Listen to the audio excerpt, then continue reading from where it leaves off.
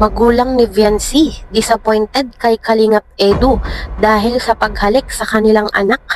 Kalingap Edu, nahihiya? Pero bago po ang lahat, mega love shoutout sa ating mga listeners, viewers, and subscribers saan ng sulok ng mundo. Kamusta po kayo mga kalingap, lalo na po sa ating mga kababayang OFW? At kung bago ka pa lang sa aking munting YouTube channel, huwag ka nang mahiyang mag-subscribe, like, share, and comment. Huwag mo na rin kalimutang i-click ang notification bell nang sa ganoon ay updated ka sa aking mga paparating na video. At syempre, patuloy po nating suportahan sina Kalingap Rab at ang ating ama ng Kalingap, ang nag-iisang founder, si Kuya Val Santos Matubang. Kung maaari po ay no skip ads nang sa ganoon ay mas marami pa tayong malingap na nangangailangan. At konting paunawa po, kung maaari ay tapusin niyo muna yung kabuoang video nang sa ganun ay akma ang ating mga komento. So, yun na nga po mga kalingap. Disappointed ba yung magulang ni Viancy dito nga po kay Kalingap Edu dahil sa paghalik sa kanilang anak? At kung napapanood nyo nga po, ay nakakailan rin naman na. Diba? Nakakailan na. Si Kalingap Edu dito nga po kay Viancy, nakakailang nga puntos na ba? At kung hindi ako nagkakamali, ay bilangan po natin mga kalingap. Una ay isa sa kamay, 2 beses sa noo, at 1 beses sa ulo. Tama po ba mga kalingap? May nakakalimutan pa ba ako?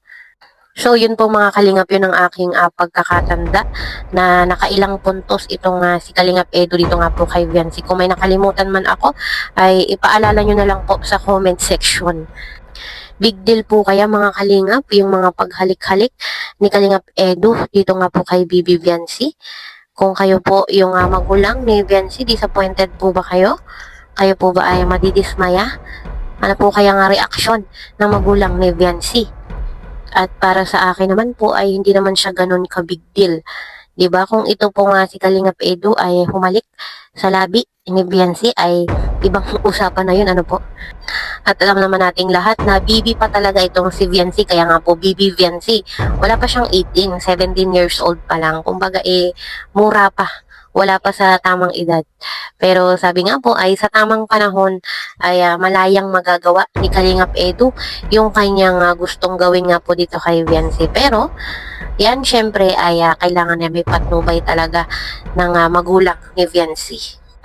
Pero syempre, iba-iba naman po tayo ng opinion. Kaya para po sa akin, hindi naman siya ganun talaga ka-big deal. Kung tutuusin nga po, ay maganda rin naman yung ginawa ni Kalingap Edu bago po siya gumawa ng ganung bagay, ay nagpaalam naman po siya dito kay Viancy. Kumbaga ay humihingi muna siya ng pahintulot kahit po kay na Kalingap Rab bago gawin yung mga ganung bagay. Hindi naman po pwede nga padalos-dalos at agad na gagawin yun. Talagang maganda rin naman yung ginawa ni Kalingap Edu at humihingi muna siya kung pwede ba, may ano ba yung tawag dito, humingi muna siya ng yun nga po, yung pahintulot kung pwede niyang gawin iyon. Kung hindi naman po papayag si Viancy, ay hindi naman yun gagawin ni Kalingap Edu. At sa katunayan nga po, ay nahihiya itong si Kalingap Edu sa magulang ni Viancy. At nag-aalala pa, baka daw po hindi na siya papasukin doon sa bahay ni Viancy pag siya ay pumunta po ulit doon. Kumbaga po, nandun pa rin yung respeto ni Kalingap Edu sa magulang ni Viancy. Yun naman po ang pinakamahalaga at hindi dapat mawala. Respeto, yun po talaga dapat ang hindi talaga nawawala at dapat nauuna ang pagrespeto. At nirespeto naman ni Kalingap Edu yung magulang ni Viancy at syempre si Bibi Viancy. At ang paghalik nga po sa noo ay tanda pa ng pagrespeto na nare-respeto mo yung hinahalikan mo. At ganoon din sa kamay. Ano po, kumbaga maganda siyang sign ng paghalik. Kumbaga para pong gentle, mahinahon, dahan-dahan. Ganon, hindi siya parang mapusok. Kumbaga ano nyo po yun, nandun yung love. At alam naman din po nating lahat na botong-boto rin naman yung magulang ni Viancy dito nga po kay Kalingap Edu. At nandun din po yung tiwala nila kay Kalingap Edu. At alam naman po nating lahat at napapanood naman natin na tiwalang-tiwala pag po aalis at ihahatid. Naandun yung tiwala ng magulang ni Viancy. Basta nga daw po ay ibabalik ng safe at buo. So yun po mga kalingap, hanggang dito na lang muna. See you in my next video.